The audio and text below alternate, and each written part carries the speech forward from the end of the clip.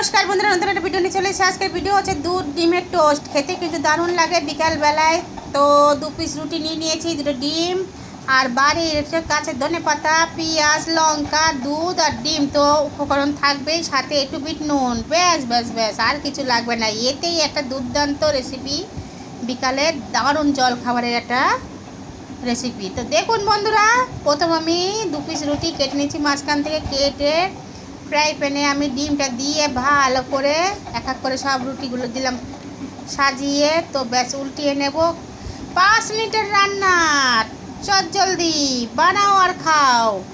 তো খেয়ে মেয়ে বলুক কেমন হয়েছে। সব দিন তো একই রকম খাবার ভালো লাগে না, একটু নিত্য নতুন খাবার দিলে তারাও খুশি হয়। তো বিকাল বিকাল এরকম একটা খাবার পেলে কার না ভালো লাগে। তো খেয়ে বলছে কেমন হয়েছে, বলছে খেতে তো দারুণ হয়েছে। আর এক কামড় খেয়ে নি, খেতে হয়েছে দারুণ।